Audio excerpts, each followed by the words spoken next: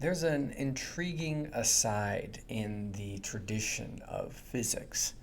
This aside is a matter of consciousness and whether they bring it down to a certain variable in their equations or whether they do a hand wave and say that it's just a matter of physical phenomena of which we haven't found yet.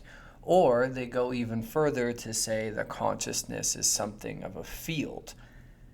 This ambiguity about what exactly consciousness is not distinct to physics, of course. We could apply the term much more broadly when it relates to the religious and spiritual traditions, and then we're more likely to use the word soul or spirit. And if we want to get more esoteric, we say energy or subtle force. If we want to be more animistic, we could say relational field. If we want to be more scientific, we might say something to the effect of the complex information integration system or the illusion of the mind for the Buddhists. What this is an earnest investigation and relates to all manner of different disciplines. Philosophy has a lot to say about this. What is the qualia? What is the phenomenological awareness? And so then, instead of approaching this from one angle, let's approach this in an unconventional way. The spiritual studies course has covered this subject offhandedly and sometimes more directly. However, I want to bring a few different angles to this investigation to just kick up some of the dust of the intrigue, to perhaps give us a greater synthesis about the nature of consciousness as it relates to our comprehension of reality. And to kind of get a start in this quest of ours, I want to briefly talk about a kind of history of consciousness, or the history of how we have considered the idea of our awareness or the seat of the soul, the person who I'm speaking to, the individual that's at the center of what you might otherwise call your body. Who am I speaking to? Who is the one that wears the flesh? That's who I'm speaking to. And how we've talked about that person that I'm speaking to, that nature that's at the center of the person. How have we talked about this?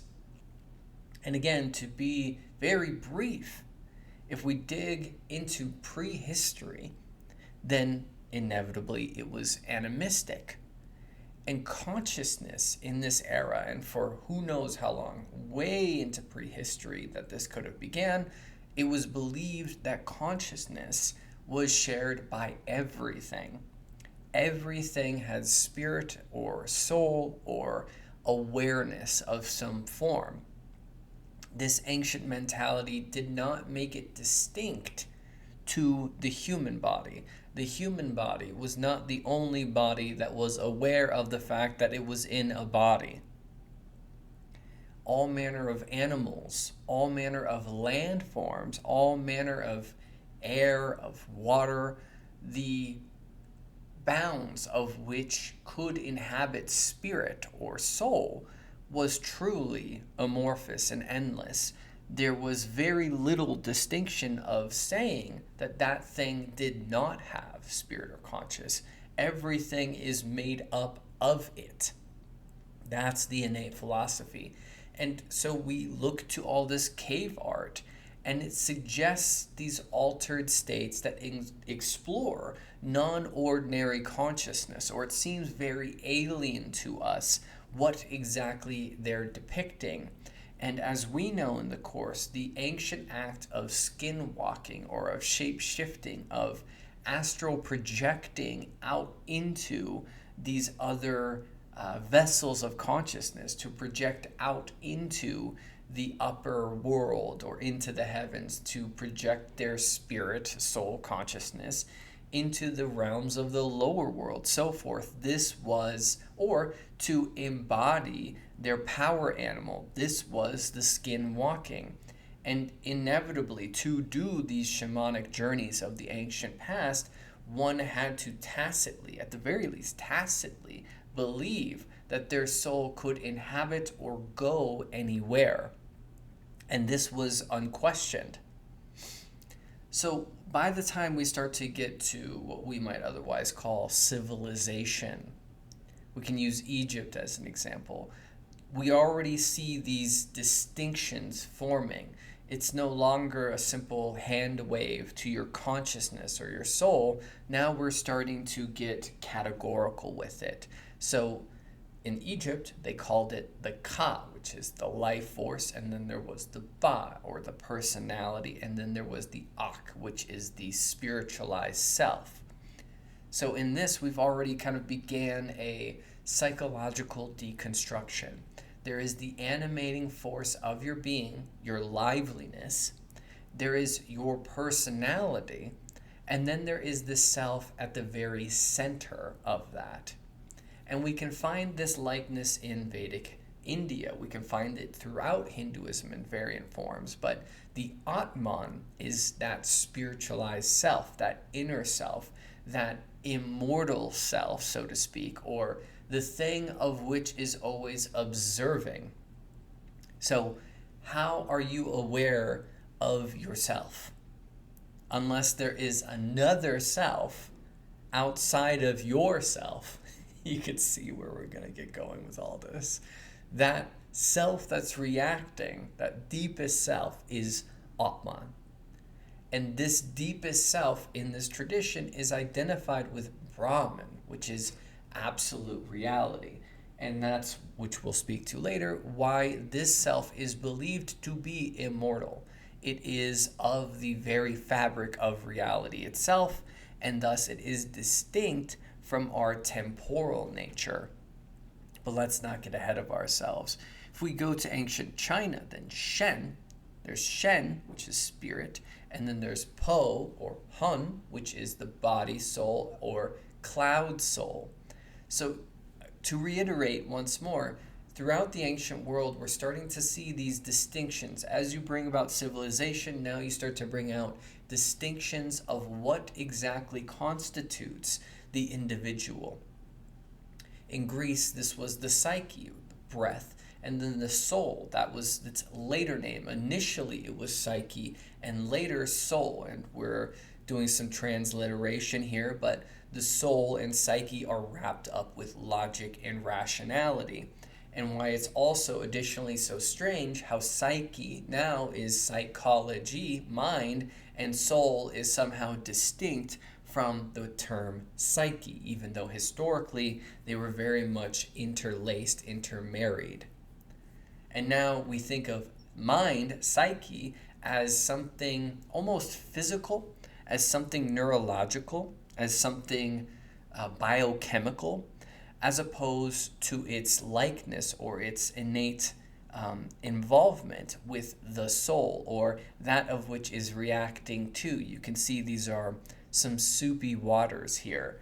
And likewise, how do we understand the term mind nowadays anyway? But let's stay on focus. It's to say that at this part of ancient civilizations, we are starting to distinguish the different parts of the identity throughout these variant cultures to deconstruct the self. And then by the time we get to 600 to 200 BC, roughly the axial age, now Buddhism starts to bring a very different perspective towards all this. Consciousness is impermanent and is effectively a non-self. Again, if there is one that is always reacting to what's happening, that reacting to is not much of a self at all.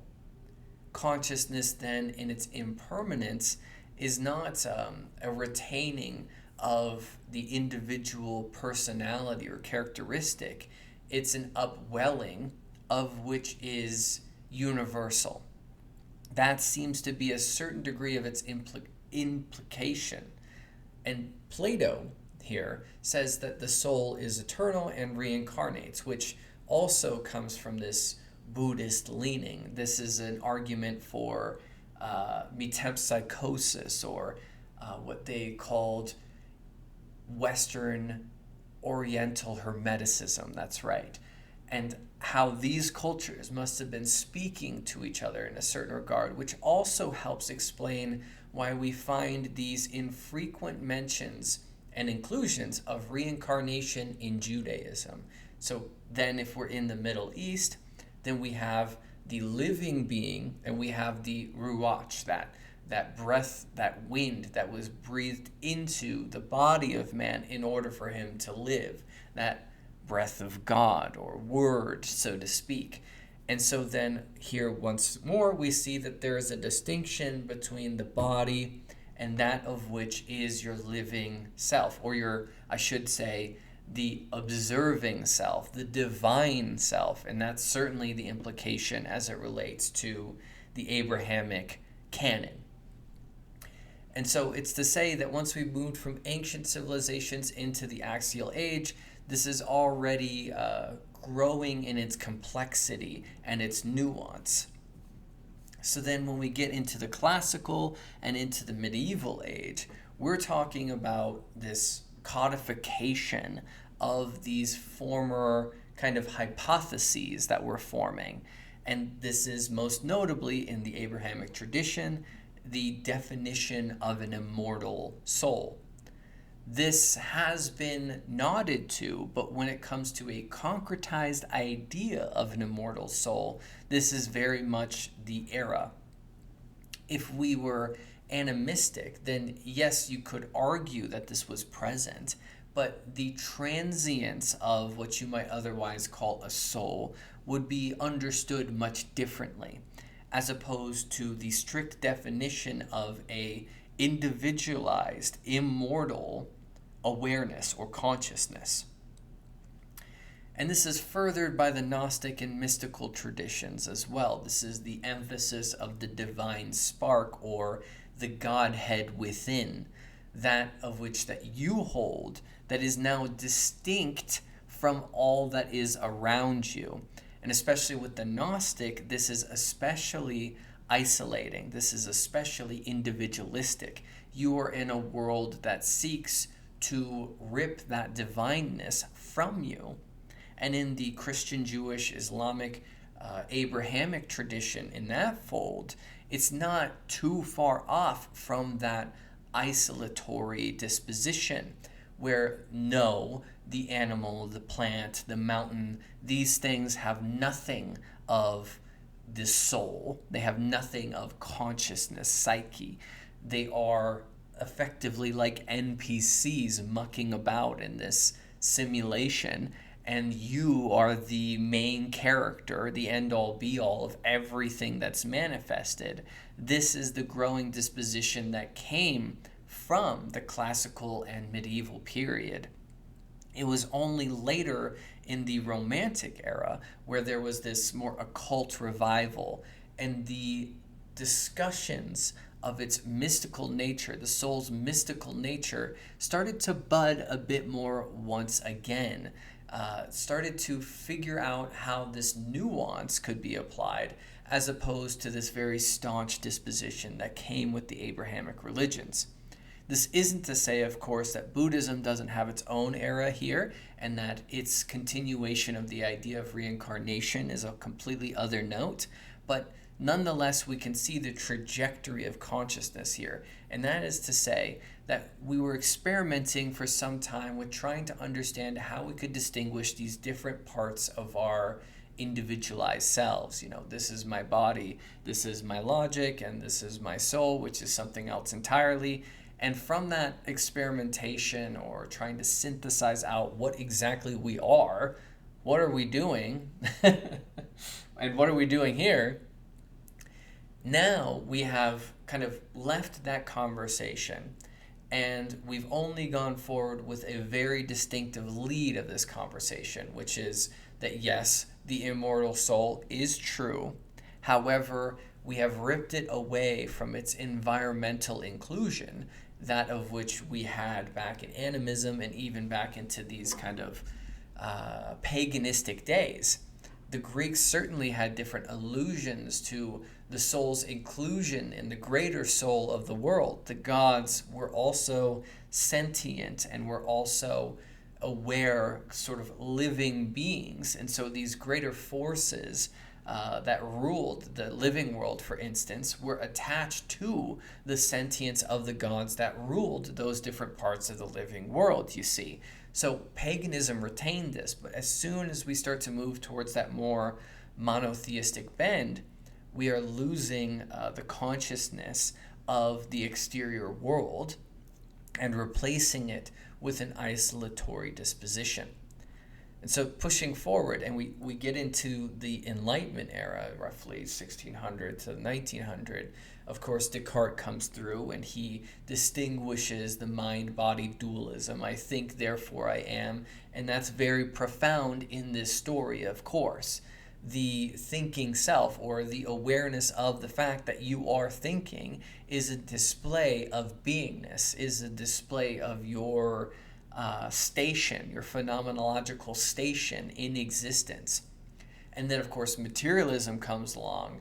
And as that forms, it starts to push the narrative of consciousness simply being a physical process, which that has held overall strong from this era. However, the seams keep seeming to rip open on that nice little package that they hoped it would all fit into. It doesn't quite seem to truly capture all that the consciousness entails, and each attempt to find it physically leads to ever more questions, and a lack of conclusive conclusion of which they assume. And then, mention quantum theory in this, mention occult revivals in this. The Enlightenment era to the modern day has been a very intriguing cultural movement. On one hand, the hegemony of materialism that came from the Enlightenment has really, really had a stronghold over the Western psyche, and subsequently through globalism, the psyche of mankind as a whole. But nonetheless, there have been these detractors all along the way that have acted against this effort, that have continuously proven that this cultural hypothesis about the world is unfit and cruel in more ways than we'd like to admit. And so we find ourselves at a station. I should say this is the station of which we find ourselves in this that hegemony and that philosophy that grew out of this history of consciousness has maintained a stranglehold, more or less, for the last, let's just say, 300 years. And even that came from an era, a stranglehold of assuming the distinctive individualized soul in a barren waste of inert matter and NPC, you see. And so if we are to critique this movement or this logic of which we've applied to the consciousness over time, then we have to dig deep. We have to dig at least all the way back to the medieval, and if we really want to be thorough, we have to dig back to the axial, or we go way back to the animistic. How far back do we take this Renaissance in recontextualizing the true nature of consciousness? Because in its most modern and contemporaneous discussion, panpsychism has been revived. This is living well among the theoretical physics. It's living in integrated information theory in a certain regard. AI, of course, brings up questions of what exactly the nature of consciousness is. This is not something that's close to being finalized in understanding. And of course, how can we understand it? How can we understand it? How can we understand what's truly going on here? What we are doing and what we are exactly? Do I believe that I am simply a materialistic concoction summoned from a blind universe that was mistakenly handed consciousness in a fluke of a computation in an ineffectual kind of matrix? Does that resonate with me?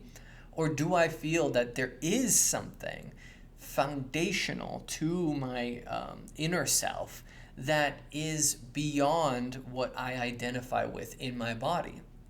And this is the kind of grounds that we're dealing with here. But also, we're reacting to a whole worldview. We're reacting not just to a world view, but a reality view, and asking, are we approaching this wrongly? From the very bedrock, from the very ground of which our thoughts spring out from, is it wrong? Are we misaligned? Do we need to completely, foundationally, reinvent our perception of the world? Or do we need to return to a former perception of the world in order to adequately understand or intuit the true nature of consciousness? And so what I'm saying here is that consciousness is this kind of mischievous, fickle creature where the materialistic world and its scientism and all this that we know all too well, it had this kind of perfect run that it was gonna pull it all off and everything was going to be explained. But then there was simply the matter of our own soul, of our own beingness, of which we cannot understand, and of which anytime we take account of the fact that we're actually aware, it unravels everything that we've built. So the consciousness then, their explanation, right, is that it comes from computation. It comes from biology. It comes from evolution that exists for some reason. That can be dismissed somehow, just give us a few more years and we'll figure it out. Or consciousness emerges from neural activity, but in the same vein as we might scientifically or with great credo say that there's a subconscious, where do we locate the subconscious? Where are our memories? If we can't cut them out of the brain, then where do memories exist? There are foundational questions to the very nature of our mind, i.e. psyche, and how it actually functions. And subsequently, there are even greater questions about the seat of our soul, the very base of our phenomenological experience of this world. Why do we have qualia? If this world was truly evolutionary, there would be no reason to be anything other than a hive mind, or a blind mind, better yet, to be as though we project onto ants, where everything is just doing for whatever reason. But for some reason, we have a qualia, we have a subjective experience of this world, and we are aware of our own awareness. That of itself is the kind of fluke, that mischievous thing. And we only call it a fluke by virtue of living in this materialistic philosophy. But if we dial it back, then consciousness, soul, or this divine imprint is historically precedented and is not singular. Or is it singular? Is it immortal? Will it be judged or will it be reincarnated? That's that end of the conversation. And then if we get that mystical flair about it, then is it etheric or is it astral or is it causal? Was it at the beginning of time? Is it related to time in any meaningful sense? Is it immortal, eternal? You can see that the conversation inevitably gets, what should we call that? Not just epistemological, it gets existential, it gets philosophical. It beckons the very question of all of these structures of which we've built. So what's intriguing to this, or where there's this detriment in this regard with regards to Western tradition, Western thinking, the non-dual way of approaching this question offers an antithesis, which I think will offer us some wisdom to contemplate. In Eastern traditions, consciousness is fundamental and infinite, and the individual identity is the illusion. And so the fact that in the Western tradition we've created the idea of the individual immortal self, that is the illusion. And the field of all this, or the unity of all phenomena, is the actual reality. And so when your individual soul, let's just play it out in the Abrahamic tradition, your individual soul moves into heaven, as you believe, then is it still individual? Or is your individual soul dissolved into a greater unity with all that is, or with God, what have you? And so then your life, your individual identity, will become an illusion, or was at the very least temporary. And so if we take a handful from this non-dual kind of philosophy, this Eastern consciousness philosophy, then perhaps consciousness is more like a stream, or more like a process of which we spring from and return to, and that the only reason the individual appears as an individual is because of this very temporary sensation of the ego. The self, with a capital S, can be aware of anything. If it's put into a body and the body of that person is Kevin, then it calls itself Kevin. If it's put into a honey badger, then it is a honey badger. But the beingness is a mirror. The awareness is not distinctive. It exists in all forms, in all directions, you see. And so now I am playing the part of being within this individual.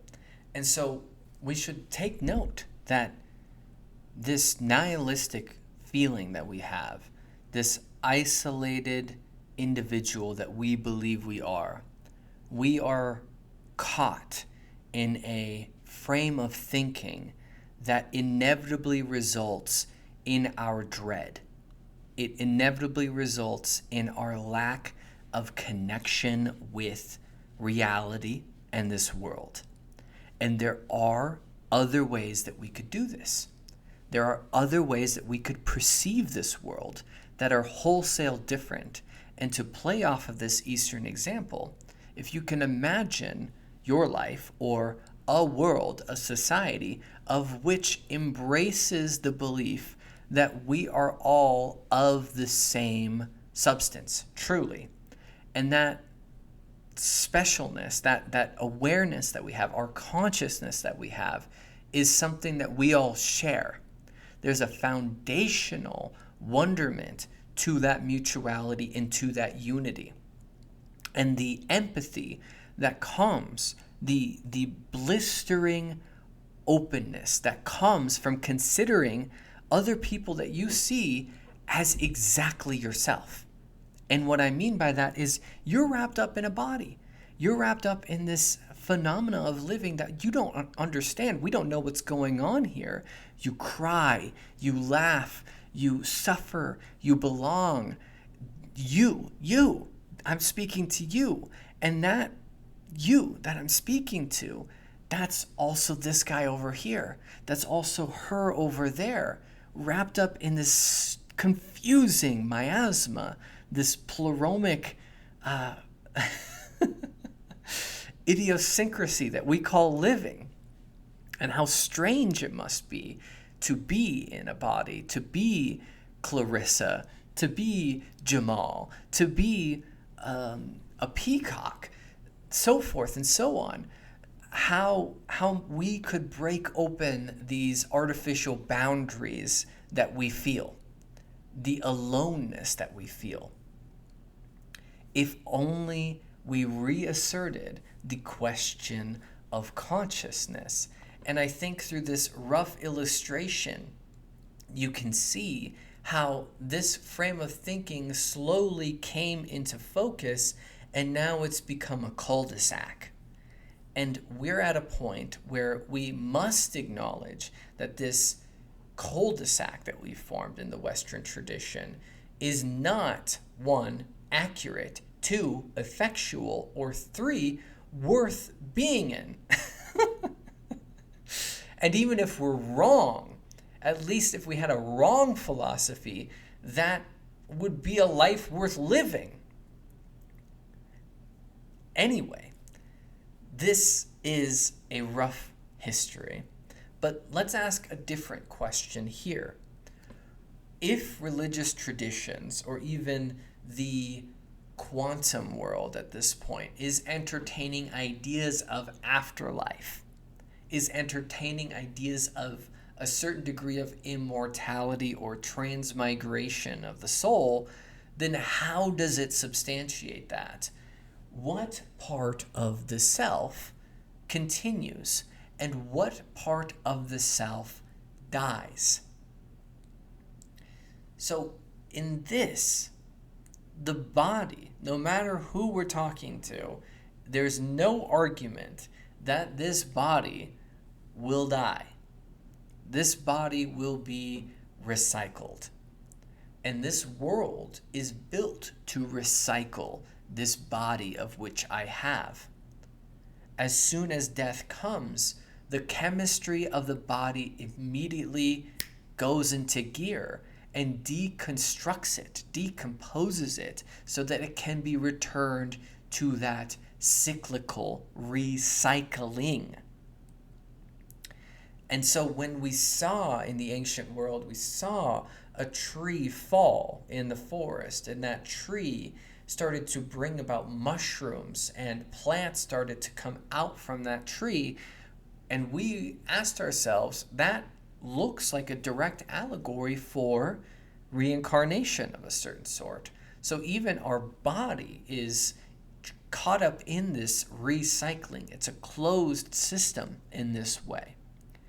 And if we're getting Abrahamic here, then it's not even a question. Yes, the body goes down and the soul goes up.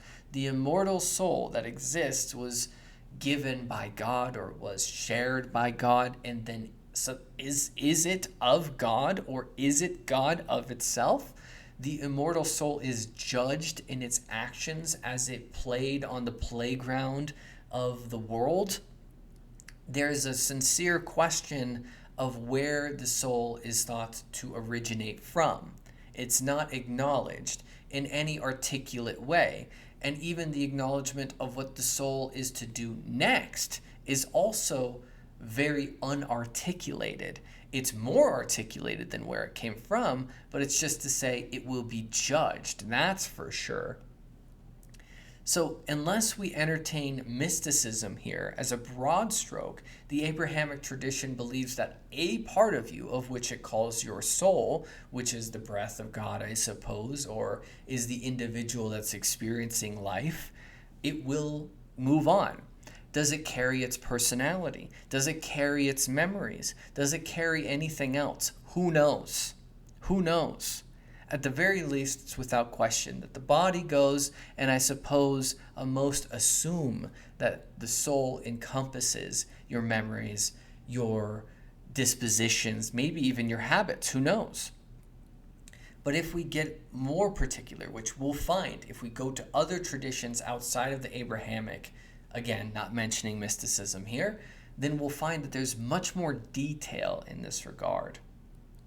And so the Atman, to return to that in Hinduism, the Atman reincarnates. And again, that's the Brahma, the Brahman, that's the immortal self, the divine self, the thing at the very bedrock of all of reality. It is of that, and that will reincarnate, and it brings tendencies. This is the karma. It brings tendencies. So it's not to say memory goes away, but it has a certain vibratory nature. It has a certain energic nature. And as they say, energy never truly goes away, right? It just transforms. And so with that, your energy is retained. The tendency of that waveform of which you are constituted by will carry on, but your memories and your body will go. And this sentiment is pretty uniform throughout. If we look over to the Greek traditions instead and look at what the Orphics had to say, it's not necessarily that clear, but there are instances of reincarnation. But this reincarnation is only after the individual has moved into the afterlife and drank of the waters of forgetfulness.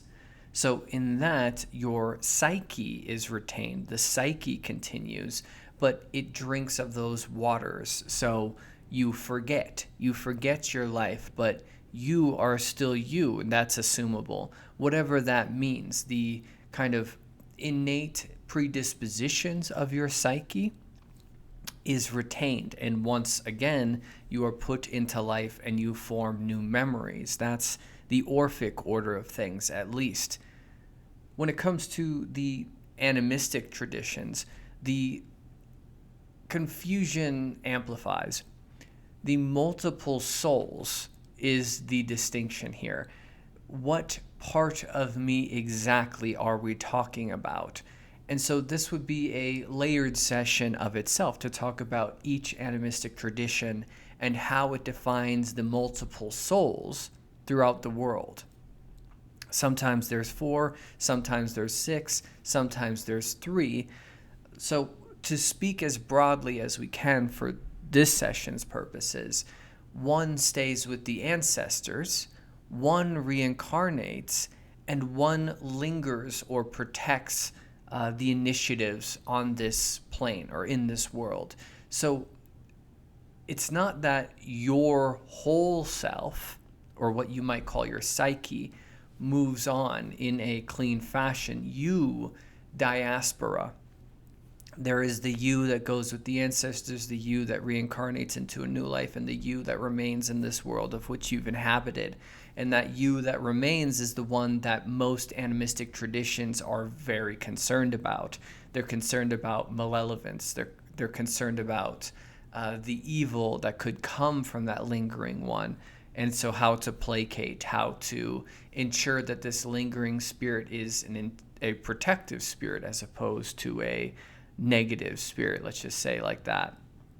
And this spells interestingly well into the esoteric Western occult traditions, where the distinction of planes, the etheric plane, the astral plane, the mental or causal plane, and then the spiritual plane, all are different parts of your being or your consciousness.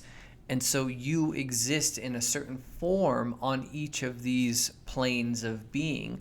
And so then what's done with you is distinguished by the realities of each of these planes of being. And that varies depending on what exact occult tradition we're speaking to. If it's a astral body, then often your astral body is viewed to continue and live amidst the astral plane. The etheric tends to be very reminiscent of this as well. So the material person, of course, is done away with.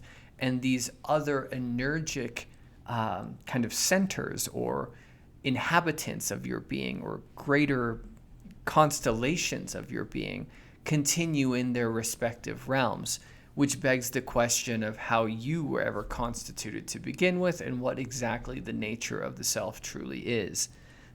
So there's a very rough lay of the land of what goes and what continues and what is viewed to actually continue. And so by the time we reach to the Abrahamic traditions, most notably Christianity and Islam, when it is said that you are guaranteed this afterlife of either bliss or torment, depending on your judgment, the you that continues is an interesting question. The spirit that continues. What mythically, or more specifically, what spiritual background, what spiritual history is the Abrahamic tradition pulling this belief from? And it's also worthy for us to point out that there are countless ways that we can tend to this subject depending on where we were born and when in history and what culture we were born to. This is not universally agreeable, with exception to that all religious traditions in some form deal with the afterlife and say there's a continuity into that afterlife. We can think of this as wishful thinking, or we could think of this as a great intuiting of which we've lost access to. So let's take a whole nother dedication here, because one of the undermentioned subjects in the course and undermentioned subjects of the subject of the afterlife is Bon shamanism, or Tibetan views of consciousness and what survives death. There's the reoccurring mention of the Tibetan Book of the Dead when it comes to these very woo-woo and strange conversations. And so let's take some time and let's not use the words in the same verbiage as the Tibetan, because I don't want to mess up that pronunciation. I'm not learned enough in this yet to feel confident. So we'll use translations. There is the ego, or the ordinary ego, and this personality, your biography, your preferences, this one who's grown and cultivated through culture and social interaction dissolves. There is, though, a mental continuum. This mental continuum deals with your, quote, stream of consciousness. And so again, this extends that earlier reference to your karmic imprints, that energic signature. This continues. But then there is what is referred to as the subtle winds of your being, the energic currents of which your mind participates in or rides upon. These finer winds of your consciousness move into the next life. So it's not just the stream of consciousness, but the wake of the consciousness, the reverberations of its actions.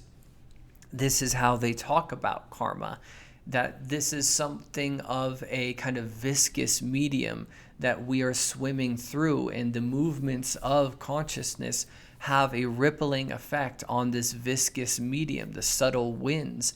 And this has a kind of lingering drift in that great sea when it comes to the experience of the next life. Let's just say that. And then there is the pure awareness of your being, the unconditioned, timeless part of your being. And this timeless part of your being is not born or reborn. It is that of which recognizes the living and that which is liberated. So we can think of this perhaps as the ascended self. This speaks to the esoteric occult traditions as well. This one's tricky to deal with, because if it's your ascended self, then is it a question of time? Does it always exist? Is it necessitated in the great scheme of things? This is when we get into where the boundaries of language don't tend to be very capturing. So to back it up a bit more, the three bardos after death, the three movements of the individual's consciousness after death. And so this walks us through the death experience, which might help elucidate how we might come to define consciousness in the synopsis. The first bardo is the dissolution of senses and the ego. To lose your memories and to lose your tactility, your taste, your touch, your sound, your visual. This is stripped away in the act of death. And then comes the next bardo, is where you first encounter the clear light, which is a reoccurring kind of colloquialism when it comes to death, to walk towards the light. And I know the Gnostics have some hot takes on that one.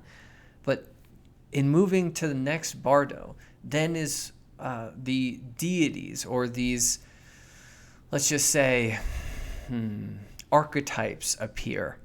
Whether they're peaceful or wrathful, that's the depending. And perhaps this is where the ancient predisposition towards anticipating judgment comes in. The Zoroastrians believed that once you reached the Shavat bridge, you would either encounter a beautiful maiden or a wretched hag, and that depended on you.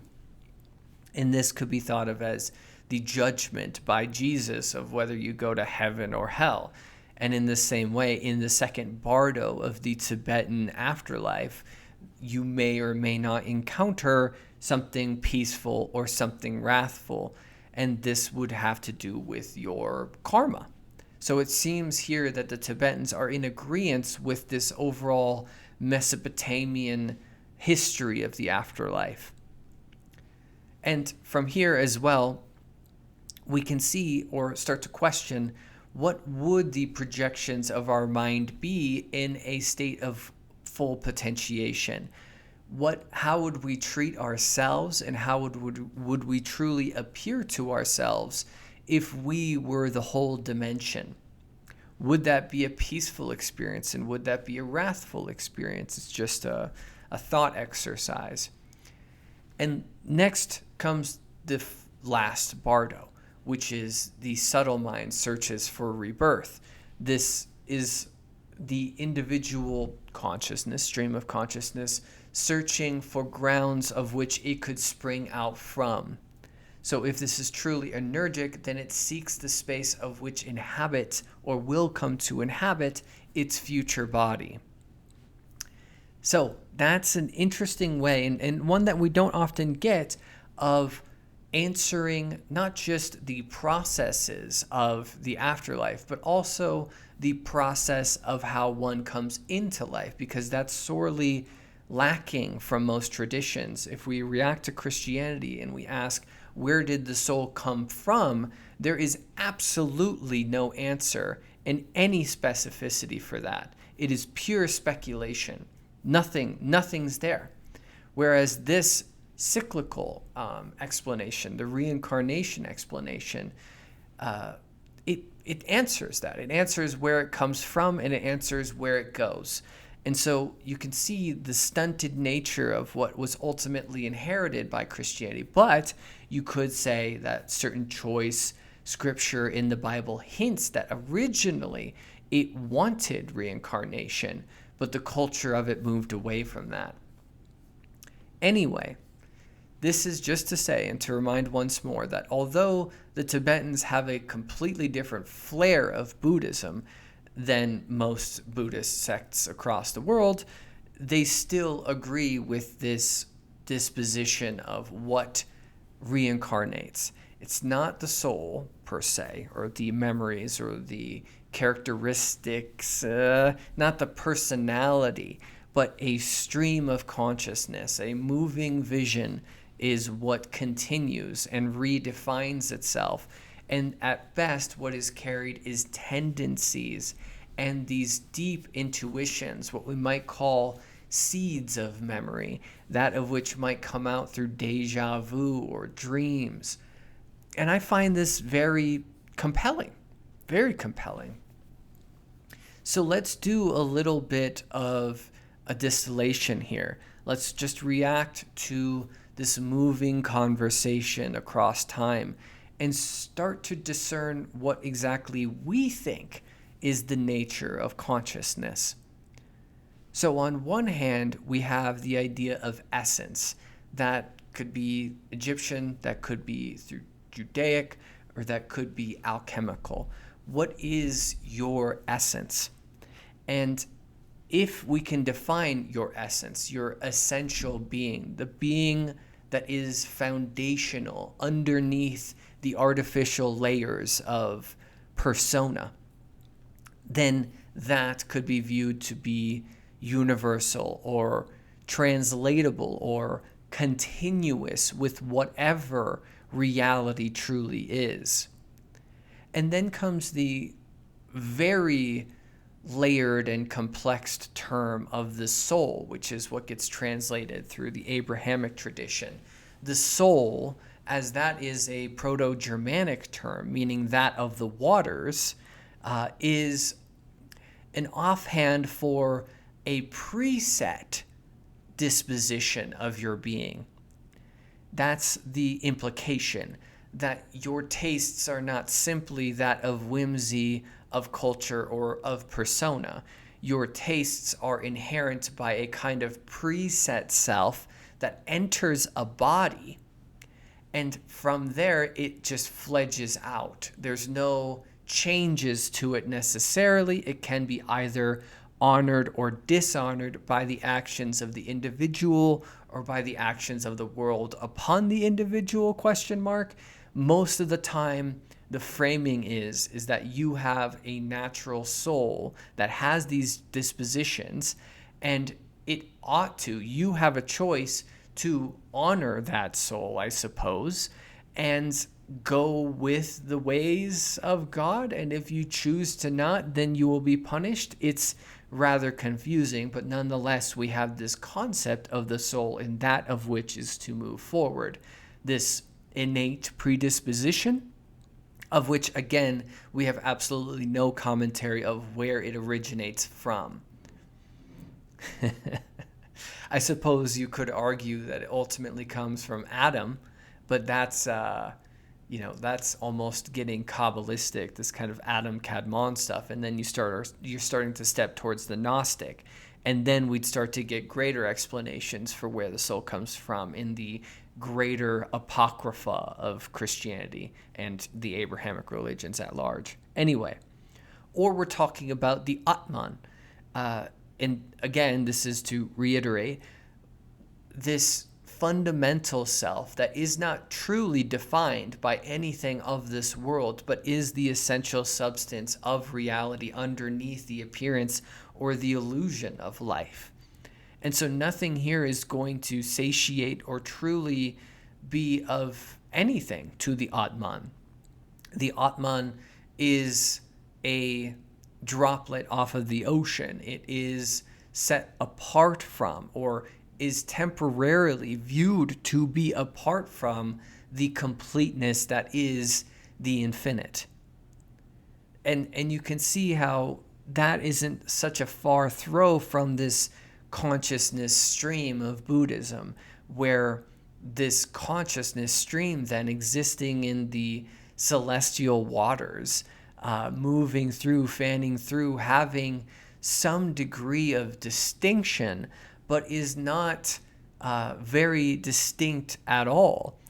And if anything, the material world is an instance of hyper-differentiation, and that is not an authentic telling of what reality is truly like. Your consciousness stream, then, the stream of your consciousness, is a kind of sifting, transient extrapolation from the infinite. Spinning our wheels a bit here. And that's why this spirit or wind is a part of it too. If the soul, or the stream of consciousness, is swimming across this great viscous substance of which carries its actions, then that viscous substance is the spirit, or that of which constitutes the loose collection of the soul. And then to blow it up evermore, there is the multiple soul shamanic disposition, or the subtle body disposition as it's found in the esoteric traditions.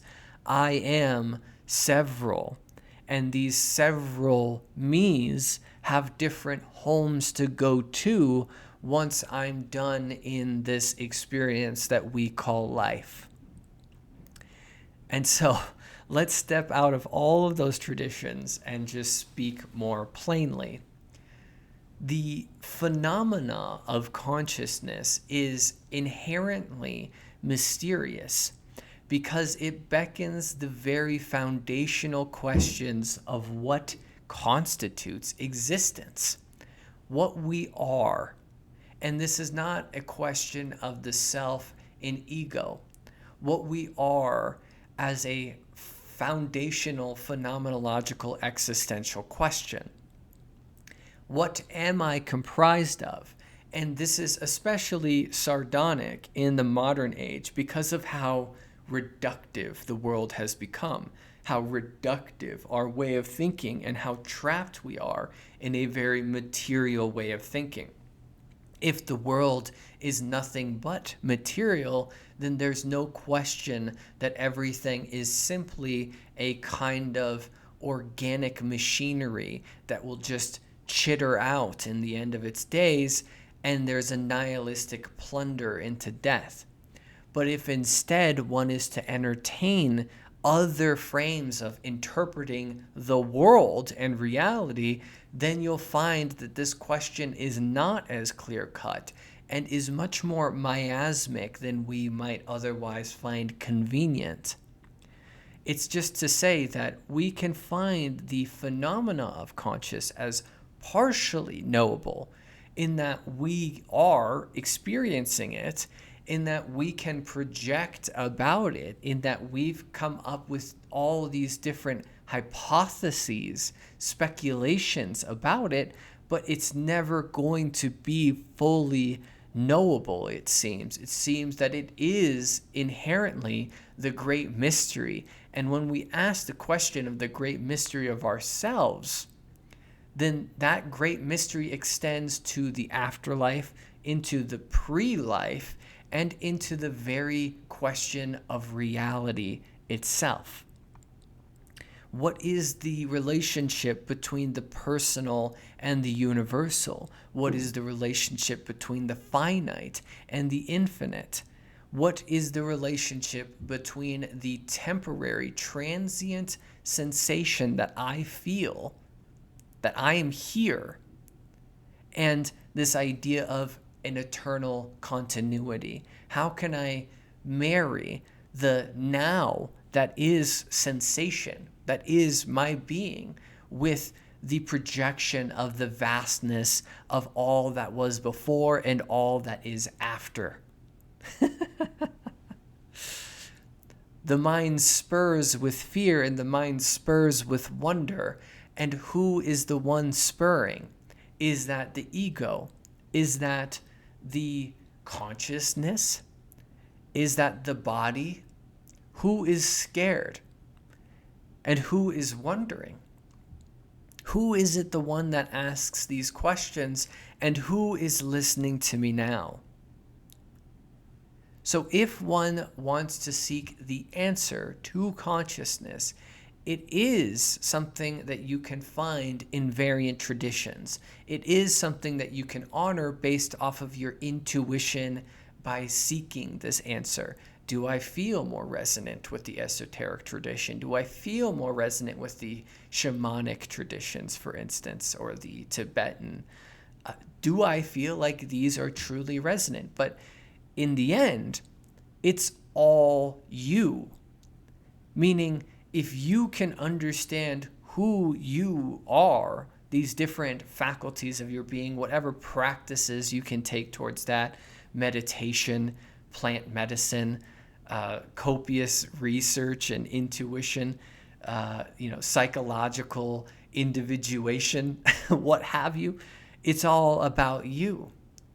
And so if you can define, if you can seek that you-ness, that essential you, then that's the only space of which these answers can arise from. And I'd argue that each of these traditions had people at some point that did this search. And the answers that they came up with became the answers to their traditions. That's how the tradition started. Somebody or groups of people dedicated to investigating this interiority of the mind and of mankind and the astral, what have you. They didn't come up with this stuff out of nowhere. It was a search. And so they are not the only ones capable of searching. We can end this session with a nod that we gave previously in the course, the butterfly and Lao Tzu story in Taoism, where he dreams that he is a butterfly and he experiences everything that comes along with being a butterfly, and wakes up and asks himself if he is a butterfly dreaming that he's a man, or if he's a man dreaming that he was a butterfly. This is the search. In that transience of awareness, who are you exactly?